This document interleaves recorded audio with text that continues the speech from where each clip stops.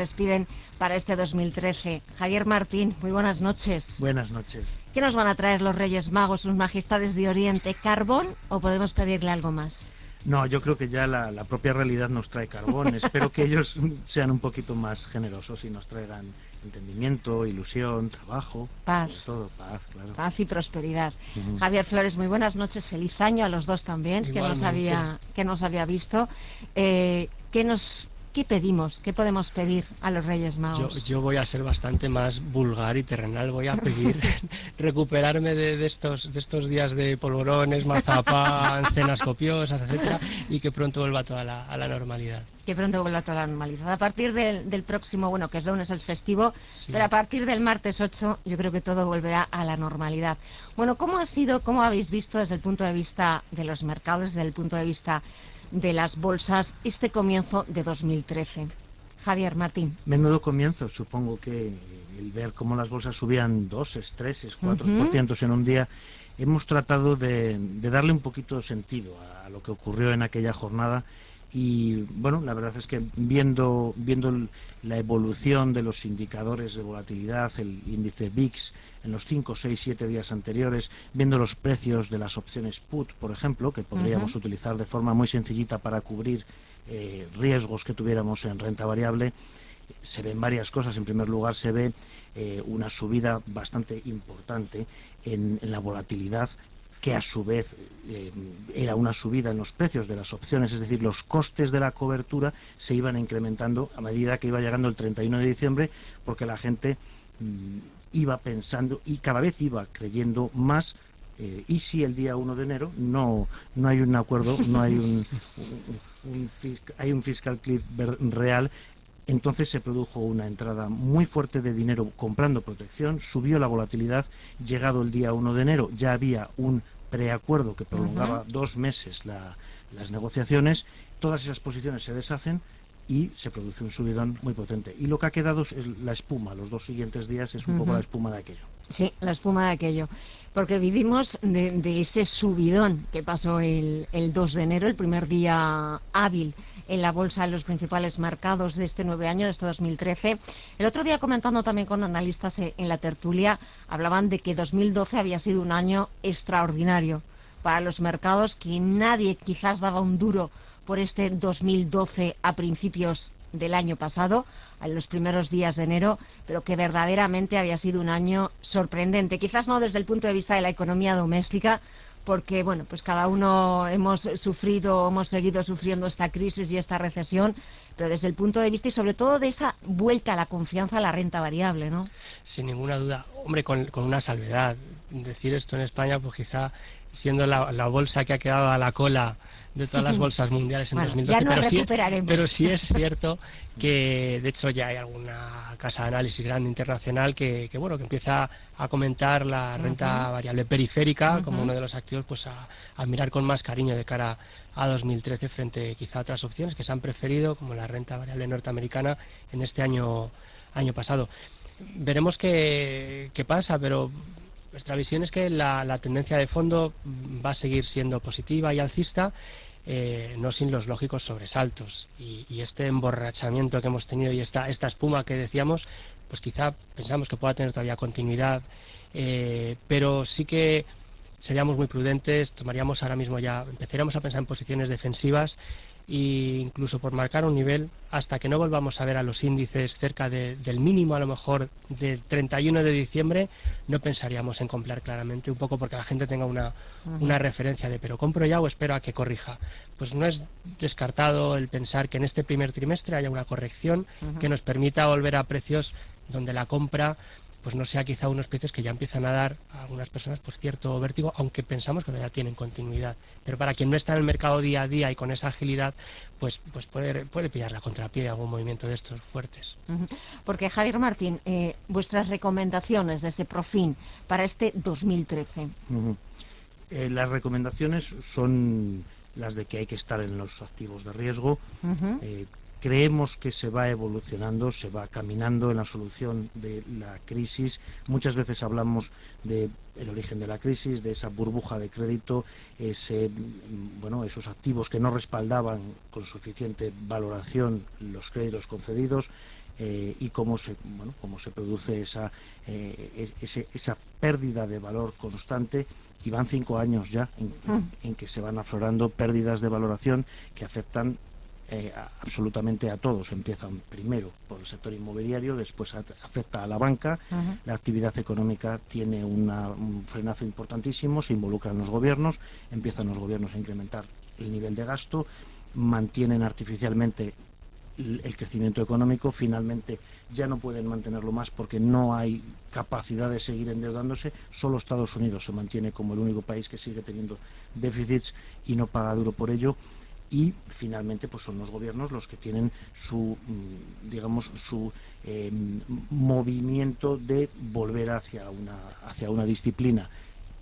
Irlanda, Grecia, Portugal, España, Italia, todos los gobiernos. Posiblemente este año 2013 sea ya el año en el que Estados Unidos, y un poco relacionado con su fiscal cliff y con su subida del nivel de deuda, pues tenga que poner la casa en orden, tenga que dejar por un momento de forma artificial manipular la economía para mantener un crecimiento económico que desearían que nunca dejara de existir.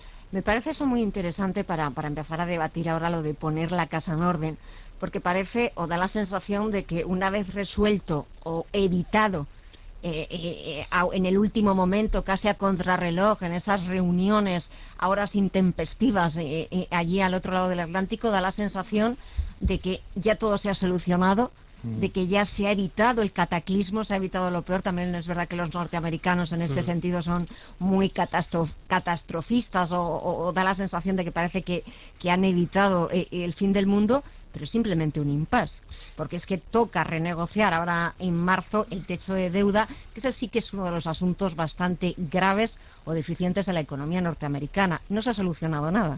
De hecho, recordemos que el verano pasado sufrimos a nivel global y de forma muy importante ante, pues la verdad, no hay que calificarlo de otra forma, el bochornoso espectáculo de los políticos norteamericanos al respecto precisamente del techo de deuda. Lo que hemos vivido estos días de atrás con el fiscal cliff es posiblemente un anticipo y una mínima parte de lo que puede generar la cuestión nuevamente del techo de deuda en las próximas semanas. Es más, lo que está en juego es, pues, como ha sucedido en otras regiones, ¿no? Y es un tema que se está debatiendo ahora y comentando pues en todos los comités de inversiones de todas las casas de inversión. Javier, que está en el comité de inversiones de Profin, seguro que también se da esa situación. Las posibles implicaciones y situación que esto tiene de cara al mercado para este trimestre y a largo plazo, porque nos estamos jugando la sostenibilidad fiscal de Estados Unidos a largo plazo. Nos estamos jugando su rating. Y es que este año algunos, quizá con una malévola sonrisa, dicen ya les toca. Quizás sean los anglosajones quienes tengan que empezar a aplicar efectivamente la medicina de la austeridad o de poner en orden las cuentas públicas. Aunque los ingleses llevan mucho tiempo. Sí, saben de lo que les estamos hablando, claro, sí. Aunque no lo quieran reconocer. Sí, sí, no. Sí. En Europa tenemos un mapa y es, por un lado, la Europa continental, haciendo ajustes fiscales, ajustes de política monetaria también. Y más ajustes que se esperan para este año. Hoy ya escuchábamos al ministro de Finanzas alemán hablar de más recortes y de más austeridad, cuando hay muchas voces frente a la voz germana que están hablando de crecimiento, que están hablando de empezar a poner en marcha o empezar a desarrollar políticas para volver al crecimiento, que basta ya de austeridad. Pero claro, luego tienes enfrente Alemania, año electoral para Alemania, año electoral también para Italia, pero más importantes las elecciones alemanas, con una Angela Merkel en sus máximos niveles de popularidad, victoriosa y vencedora como una nivelunga, como en una ópera de Wagner, en todas las cumbres europeas, saliéndose con la suya. Y si están hablando o están apostando por más austeridad, va a ser la línea en la que todo el resto sigamos en esa, ¿no, Javier? Sí, y además las elecciones alemanas son en septiembre o en octubre. Sí, en septiembre. Son bastante tarde, por lo tanto no son como las italianas, que están más que son ahora en febrero, sí. No, la verdad es que tenemos que pensar que no se van a promover políticas de crecimiento que impliquen gasto del Estado y un mayor nivel de endeudamiento porque no parece que sea el momento de hacerlo por parte de los países del centro de Europa, que tienen ajustadas sus cuentas públicas y nos miran a nosotros, a los del sur de Europa, como los indisciplinados. Pero entonces, ¿cómo se consigue crecer? El crecimiento se consigue haciéndole creer a los demás que eres estable. Una vez que España... Claro, porque cuando durante mucho tiempo has hecho las cosas de una manera que ha generado grandes focos de inestabilidad, convencer de lo contrario es complicado. Y lleva tiempo. Y lleva tiempo, claro. Y lleva tiempo convencerles de que vuelvan.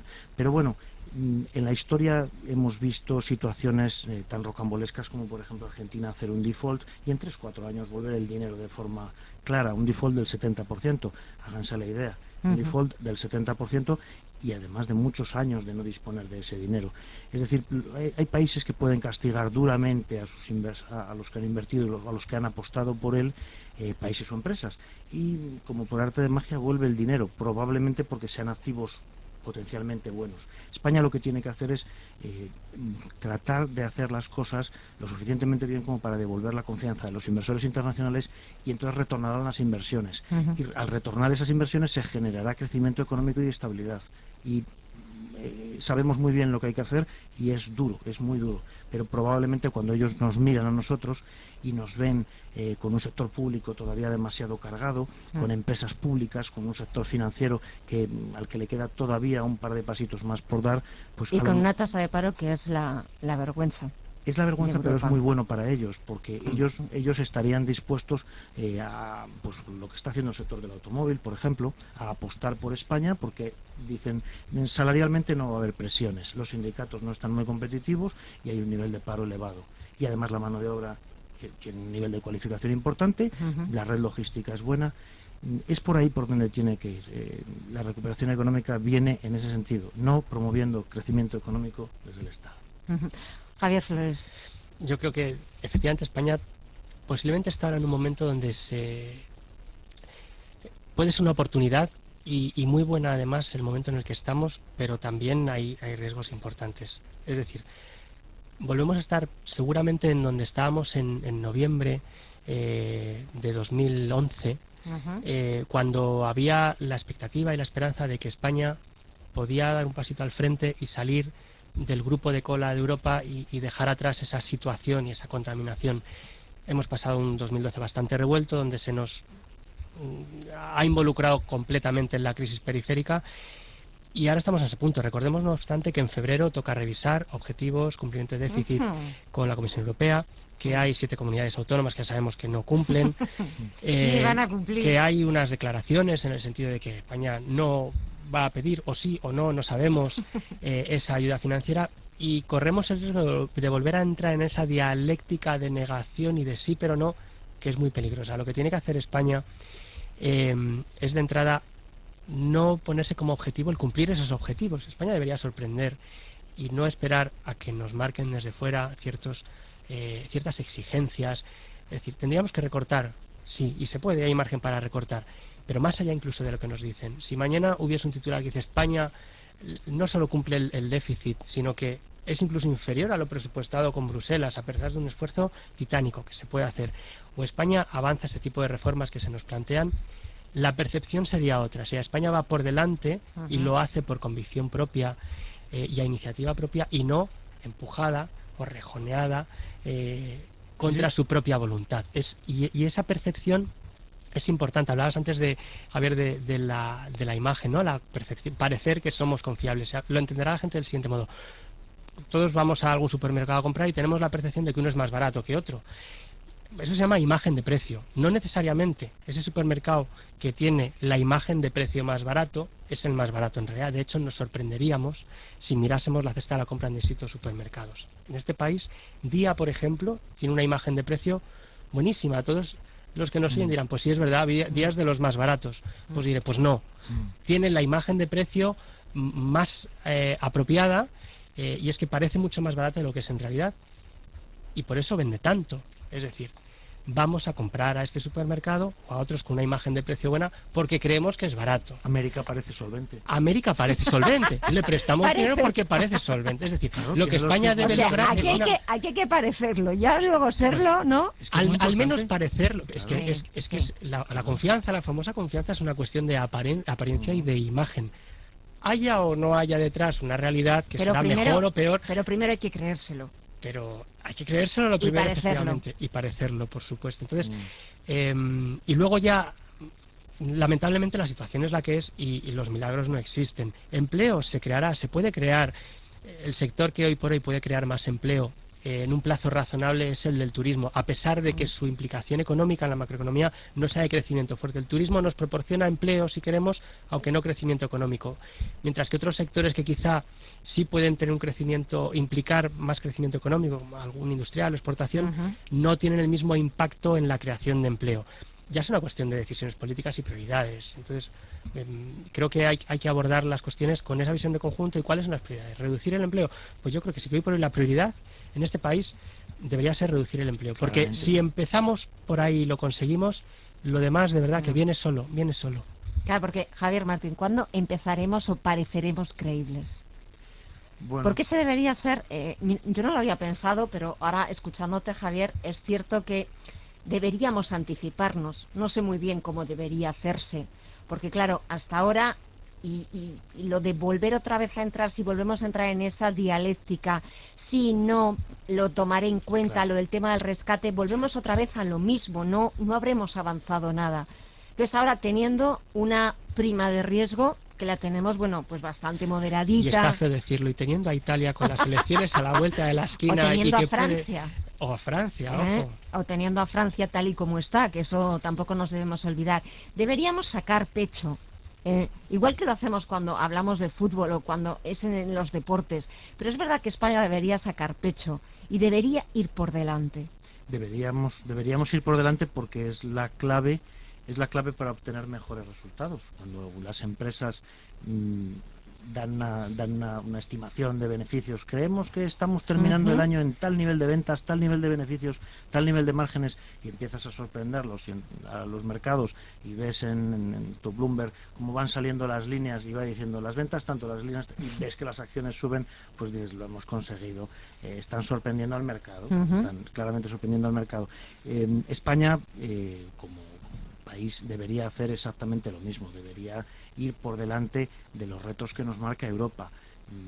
Es cierto que son retos duros y que algunas veces incluso lo que hemos querido es rebajar esos retos o hacerlos más altos y un poquito más largos en el tiempo, pero sí, deberíamos terminar una reforma financiera de forma rápida, En condiciones. claro, rápida y contundente.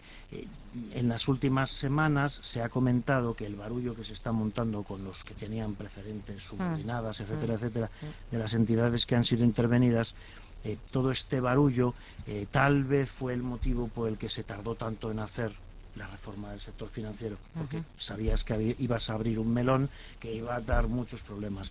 Pues hay que enfrentarse a esos problemas, hay que ponerles cara, hay que ver qué es lo que ha pasado y culpabilizar a los que hay que culpabilizar y que asuman responsabilidades los que tienen que asumir responsabilidades, incluidos los que compraron preferentes de una entidad financiera que luego fue intervenida. Veremos a ver si la compraron sabiendo lo que compraban, pueden demostrarlo, pueden pedir una cierta... Es un asunto muy complicado. Muy complicado. Muy complicado y muy difícil. Quería también que tratáramos otro asunto que lo estábamos comentando antes de entrar en tertulia, porque este 2013, ahora estamos en los primerísimos días de este mes de enero, todavía queda mucho por delante, para bien y para mal, para cosas que nos puedan sorprender y cosas que no nos puedan sorprender tan positivamente, pero es cierto que también de cara al inversor, ¿cuáles son los cambios, Javier Martín, que introduce esa nueva fiscalidad en temas de inversión, renta fija, renta variable, para que la gente vaya familiarizándose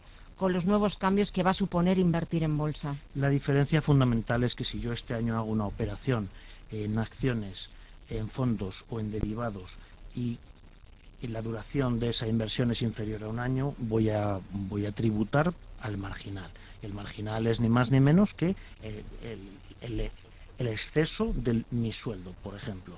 Si yo tengo un sueldo y el marginal está en el 27%, lo que yo gane en esa especulación irá al 27%. Si estoy al 37%, el 37%, y puede llegar al 47%, al 50%. Esa es la gran diferencia este año. Operaciones que se realicen en acciones, en fondos y en derivados de menos de un año irán al marginal. Las ganancias que se tengan en bonos, las ganancias que se tengan en comprar un bono al 80 y venderlo al 90, esas no importará si has especulado o no. El regulador, no sé si se le olvidó que también existían los bonos.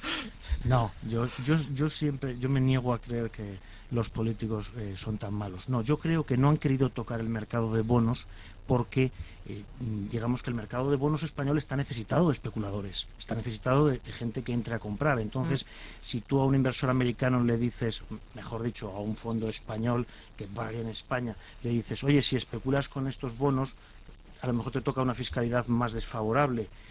A lo mejor no especulan, cuando lo adecuado sería que si especularan para que compraran. Claro, pero ¿por qué se tiene siempre esa mala imagen de la especulación o de los especuladores? Lo cierto es que no he escuchado a ningún político, ni he visto en ninguna primera Siempre página de ningún culpa. periódico a nadie culpar a los especuladores de la subida de más del 3% de las bolsas el día 1 de enero. Fueron ellos. Ahí hubiera caído en el mismo importe y ya tendríamos culpables. Yo no lo sé, es que está claro. Pues es una costumbre, no ya muy española, muy habitual de los políticos, universal, el buscar chivos expiatorios, y la mano negra del mercado es algo que viene muy al pelo para estas situaciones. Lo hemos visto en Argentina, pues que han culpabilizado a España, a Gran Bretaña de sus males, cuando lo que hay es un desastre de Kirchner allí dentro que no hay por dónde cogerlo. En España lo hemos visto también, pues que resulta muy cómodo culpabilizar a Alemania o a otros países de nuestro entorno, pues porque no nos quieren ayudar. Y es que claro, es que no sabemos que está en algún sitio estará escrito que nos tienen que ayudar y están obligados a ello, no lo sé. Entonces, claro, y bueno, yo creo que la culpa a alguien. No, yo creo que lo que hay que hacer es que pues todos los oyentes, yo creo que cada vez más no caer, ¿no? Cuando nos quieran contar unas u otras razones de este tipo, pues no caer en eso y indagar un poco más y pedir más explicaciones, ¿no? Vamos a ver que en realidad el mercado es el mejor termómetro de la política que se lleva a cabo. El mercado premia las buenas políticas y castiga las malas políticas, siempre. Sí, y el mercado en eso es sabio. En el mercado puede haber distorsiones, puede haber... Probablemente no es perfecto. Claro. Una distorsión estupenda era, por ejemplo, cuando veíamos las acciones de Enron, que cotizaban a precios muy razonables y durante años era una empresa quebrada y sin embargo el mercado le daba un cierto valor. Un buen día se descubrió y se vinieron abajo. Se puede manipular el mercado manipulando la formación de precios, trasladando informaciones, pero ahí es donde sí que tienen que actuar los reguladores, en que el mercado sea asimétrico, que sea transparente, que la información fluya para todos del mismo modo. Y si es así, pues nos podremos fijar en el mercado para saber qué hacer. Los sufridos accionistas de Bankia, pues la cotización de Bankia habla por sí sola y cuenta el destino de la entidad y la gestión que se ha hecho. Cuenta que se les va a diluir a unos niveles espectaculares. Sí. Incluso se estaba rumoreando, barajando en las últimas horas, lo de una OPA de exclusión. Ha sido un rumor que ha permitido una subida muy fuerte, pero que no tenía fundamento en el corto plazo. Y fíjate que sí que pienso que es un destino razonable, pero desde luego no en este momento, esa exclusión a futuro. Pero a futuro hablo a meses vista, porque es una referencia incómoda la de esa acción. No solo para los accionistas, sino que aquí son accionistas, clientes, ahorradores, perjudicados. Hay demasiadas partes implicadas. Que para quienes esa evolución y ese precio que ven cada día es símbolo de lo que pasa con sus ahorros. Y es una referencia muy incómoda y unas obligaciones de transparencia y de información cuando estás cotizando que no se tienen cuando no cotizas. Ya de cara a este 2013... en vuestra opinión, a vuestro juicio, ¿quién puede ser el protagonista de este nuevo año, de este 2013? Bueno, tiene que haber muchos protagonistas porque la actualidad... Muy breve, porque tenemos que hacer una pequeña pausa para publicidad. Déjalo solo así para dejar un poco de intríngulis y de intriga para luego volver. Hablemos de mercados emergentes, por ejemplo. Mercados emergentes. Mercados emergentes que ciertamente tenemos que avanzar de alguna manera. ¿Pero los de siempre o añadimos alguno más? Yo diría la saturación de determinados mercados, como el mercado brasileño, que cada vez se va saturando más, y la continuación en el crecimiento muy enérgico de muchos asiáticos, Turquía, por ejemplo, mercados muy interesantes. O Japón, que quizás vuelva otra vez con ese nuevo cambio político, que quizás vuelva otra vez a estar en la esfera internacional, o vuelva a colocarse. Yo les veo aquí desatando la guerra de divisas, la madre de todas las guerras de divisas, ha empezado ya. Bueno, señores, tenemos que hacer una pequeña pausa, apenas 2 minutos para la publicidad, pero la tertulia está tan interesante que no se preocupen, que después volvemos.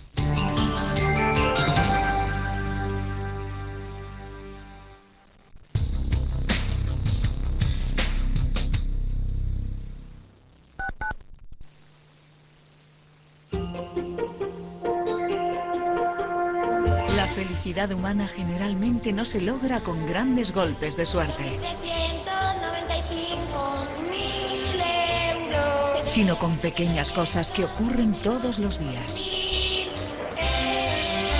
euros. Intereconomía les desea feliz Navidad y próspero año nuevo. Hotel Arturo Norte presenta su nuevo espacio multifunción Convention Center. Con capacidad hasta 600 comensales se transforma para presentaciones de productos, seminarios o banquetes familiares, con las ventajas de su excelente comunicación y todos los servicios del Hotel Arturo Norte. Amplia información en el 91 545 0300.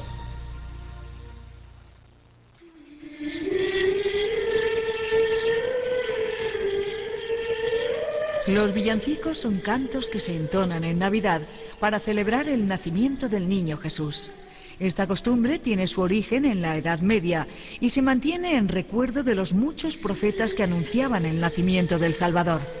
La gente de la villa, los villanos, fueron los que adaptaron los antiguos himnos y cantos en latín con los que la Iglesia recordaba la llegada de Jesús, transformándolos en canciones muy dulces. Son esas las canciones que en honor de sus autores hoy se conocen con el nombre de villancicos. Los primeros se originaron, según se cree, en Inglaterra en la época de Enrique I. Los cantos eran en latín y amenizaban las fiestas de la corte. El canto del jabalí era llamado canto del villano y una especie de diminutivo lo transformó en villancico para designar estos coros o estribillos.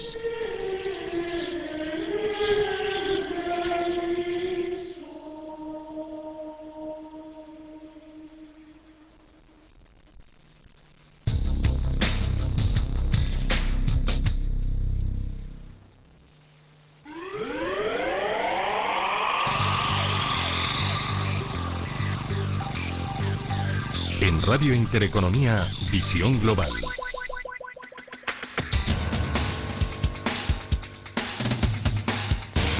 Pues ya estamos de vuelta después de esa pequeña pausa de publicidad, pero ya saben que antes de reanudar nuestro tiempo de tertulia, de continuar, que estábamos hablando de esos mercados emergentes, de esa saturación del mercado brasileño y de esa posibilidad de que Japón vuelva a ocupar el puesto que merece en la escena internacional, tenemos que actualizar toda la información, ponernos al día con la última hora, y lo hacemos, como siempre, con Elena Martingili.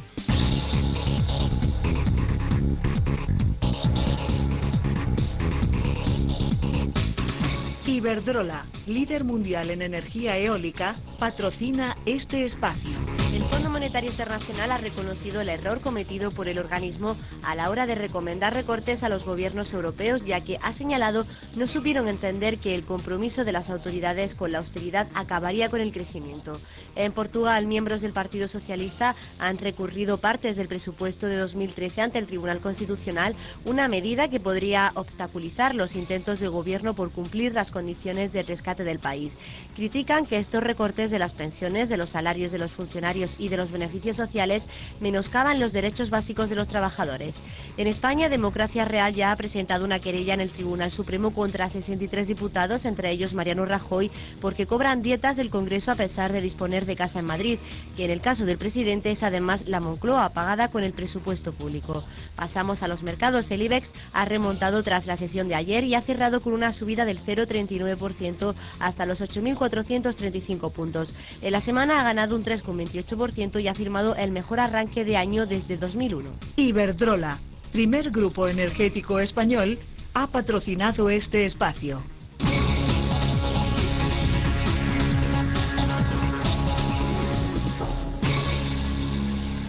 Acabo de ahorrar a mi clienta Ana 600 euros del taller. ¿Además de abogado eres mecánico? ¿Qué va? Revisé el presupuesto y le habían inflado la factura. Hablé con el taller y dijeron que era un error. En Legalitas somos especialistas en ahorrarle disgustos, abusos y dinero. Por eso ponemos a nuestros 250 abogados a su disposición, por menos de 10 euros al mes. Llame al 902-486-487 y recupere lo que es suyo. Legalitas, 902-486-487. Somos abogados. ¿Te preocupa la reforma laboral?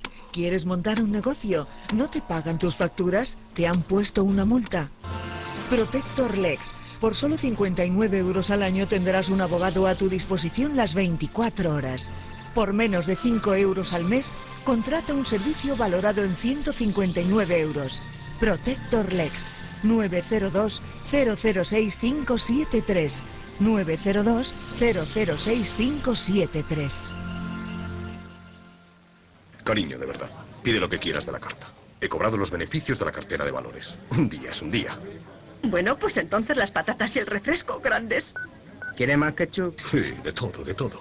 Si las comisiones se comen el beneficio de tus inversiones, ven a Selfbank. Opera tú mismo fácilmente y ahorra en comisiones. Entra en selfbank.es. Es hora de invertir.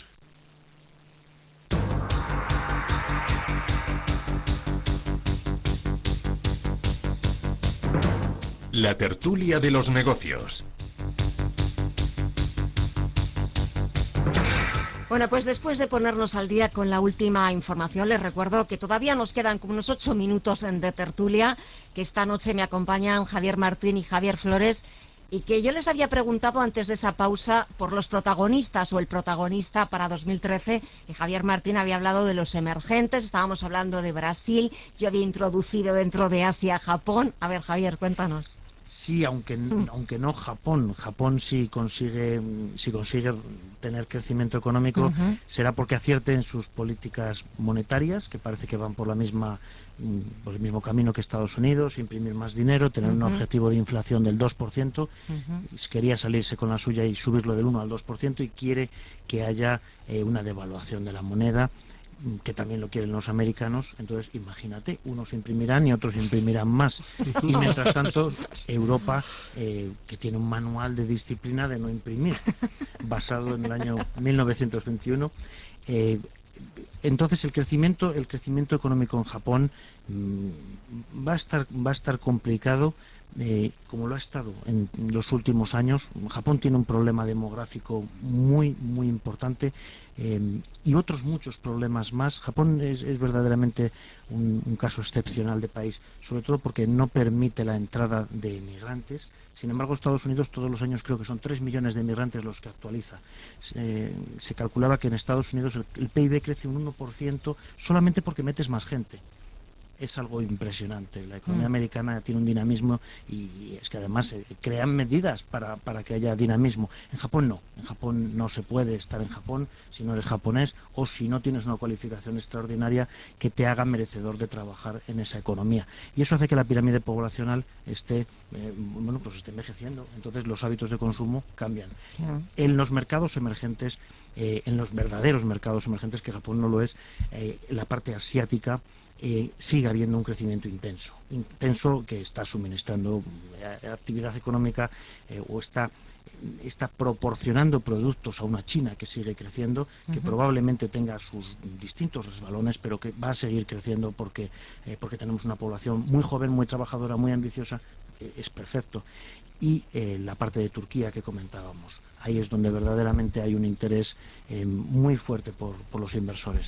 Y en Brasil el frenazo producido por el sector inmobiliario seguramente. Sí, luego hablaremos del sector inmobiliario, dejaremos los últimos minutos para hablar y aclarar lo que son las SOCIMIs, pero esa guerra de divisas, a ver, Javier Flores, que se avecina, que hay que empezar a prepararse. Pues lo que sucede es que tendemos a pensar, o tendemos a leer, que la deuda es dinero, y no es así. Es decir, sobre todo los políticos tienden a hacernos creer que el capital es deuda.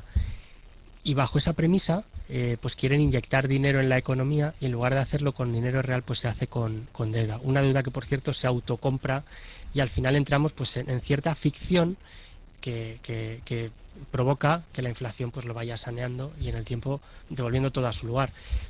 En esta competición absurda por quien inyecta más dinero en su economía y todos exportando inflación a otros países, pues de eso se trata. Están distintos países, por simplificar la idea, tratando de debilitar sus monedas para hacer más sencilla la exportación por parte de sus empresas y encarecer la importación. Pero claro, todos no podemos devaluar a la vez, porque nos quedamos en el mismo sitio, y en esas estamos. Va a ser un año donde la política monetaria, que ahora mismo en los principales bancos centrales es expansionista o de imprimir dinero, inyectar deuda en la economía, pues va en la misma línea. Y como esto es incompatible con que todas las divisas se deprecien, en algún momento tiene que haber algún perdedor. Y cuando digo perdedor en esta guerra, que quizá no en otra. Y en este punto el Banco Central Europeo sí que parece a priori el más ortodoxo de las grandes zonas, y lo estamos viendo, que a pesar de las calamidades y tragedia que hemos vivido en Europa, pues la divisa europea se ha mantenido en una cotización pues relativamente fuerte. ¿Y por qué ha sido esto? Pues porque el Banco Central Europeo no ha entrado en esa batalla. El día que entre sí veríamos una debilidad generalizada del euro, pero las divisas son un fiel reflejo a veces de este tipo de políticas, y veremos cómo evoluciona. A nivel de un poco de los emergentes, pues lo que decía Javier, yo sí que creo que hay algunos mercados que están llegando al fin de esta época que han tenido quizá de moda, por llamarlo de algún modo, en el caso Brasil, y que podemos empezar a fijarnos en otros. En el caso de Asia, además, pensamos en Asia y hablamos siempre de Japón y China, pero hay muchos más países, Malasia, por ejemplo, en Irak. Va a haber una OPV ahora muy importante de la principal operadora de telefonía móvil, 1.500 millones de dólares. Quiero decir, se mueven muchas más cosas de lo que habitualmente escuchamos y leemos en Estados Unidos, en Europa, que nos creemos el centro del mundo. Y hay mucho más. De hecho, uno viaja a cualquier capital asiática y se queda uno con esa sensación la primera vez que viaja de... Madre mía, pero si no hay ningún europeo y esto es más moderno que todo lo moderno que yo he conocido. Realmente es la primera impresión que uno tiene, ¿no? Después ya con el tiempo uno relativiza todo y te das cuenta que efectivamente, pues bueno, pues hay que ser muchísimo más humildes de lo que tendemos a serlo habitualmente. Y en el África subsahariana creo que podrá empezar a haber también oportunidades interesantes, muy puntuales, porque son mercados pues también con la liquidez que tienen y el tamaño que tienen, pero interesantes a futuro. Nos quedan muy pocos minutos, apenas 2 minutos. Javier Martín, SOCIMIs, a ver. Las SOCIMIs son sociedades que recientemente han sido reguladas. Creo que en el año 2009 se hizo el primer intento y ahora se le ha dado algunas modificaciones. Son sociedades en las que los inversores lo que hacen es comprar activos inmobiliarios. Las sociedades son tenedoras de activos inmobiliarios que tienen explotándolos, por ejemplo viviendas, por ejemplo centros comerciales o por ejemplo oficinas. Son idénticas a las REITs en Estados Unidos. Las REITs en Estados Unidos, que las hay de todo tipo, de centros comerciales, incluso las hay de prisiones, las hay de cualquier tipo de activo. ¿Por qué es muy importante este nuevo tipo de sociedades, las SOCIMIs? Es muy importante porque creemos que van a ser una oportunidad de inversión muy buena en España. Alguien podrá decir, pero eso ya existía. Claro, se podía hacer y cualquiera podía crear una sociedad y en esa sociedad comprar 4 centros comerciales, pedir un crédito y con ese crédito comprar otros 2 centros comerciales más, seguirlos explotando, etcétera, etcétera. Sí, pero es que ahora el Estado lo que ha hecho ha sido regularlas y darles una ventaja fiscal extraordinaria. Ventaja fiscal para la propia sociedad, para los que cobren dividendos, muy importantes. Lo que quiere es promover una determinada actividad y esa determinada actividad es el momento apropiado de promoverla en España. Es el momento apropiado de que se creen sociedades, se creen negocios relacionados con la tenencia de activos y además van a estar cotizados en la bolsa. Estar cotizados en bolsa significa que puedes hacer ampliaciones de capital y rápidamente conseguir dinero. Tienes un acceso a los mercados de bonos impresionante y con eso lo que puedes es tener una dinámica de crecimiento muy alto. Y ahora mismo es un momento muy interesante para España, para este tipo de sociedades, porque los activos inmobiliarios están a unos precios muy bajos y hay muchísima oferta. Buenos gestores inmobiliarios pueden darnos oportunidad de ser partícipes de estas SOCIMIs y nosotros apostamos por ello. Una de nuestras líneas de inversión actualmente son las REITs, apostamos por las REITs, apostamos por los fondos del estilo de property globales, fondos que invierten en Estados Unidos sobre todo, fondos que invierten en REITs globales, y en España, en cuanto localicemos SOCIMIs bien gestionadas con gestores expertos y preparados, empezaremos a recomendarlas. Javier Flores, ¿algo que añadir? Sí, pero tiendo a ser quizá un poquito más escéptico. Creo que la SOCIMI española está lejos todavía de alcanzar pues el marco legal que posiblemente tienen países de nuestro entorno, donde es mucho más favorable, y creo que todavía será testimonial aún en este año el desarrollo que pueden y que deberían tener, porque sí es cierto que el mercado inmobiliario español necesita, 1, profesionalización, 2, necesita apoyos regulatorios y fiscales, y 3, necesita levantarse. Y hay posibilidades, es decir, el pequeño inversor ahorrador que nos esté escuchando, que se pregunta ¿cuándo acaba esto? ¿Cuándo puedo comprar o cuándo puedo vender?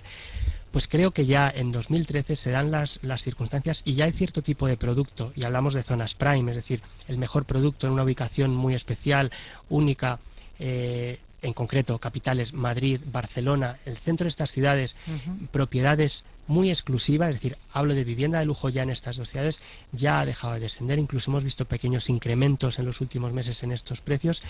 Y no hay que olvidar que el mercado inmobiliario, entre otros muchos factores, 2 de los que principalmente marcan la evolución del precio son precisamente la ubicación y la exclusividad de la propiedad en cuestión.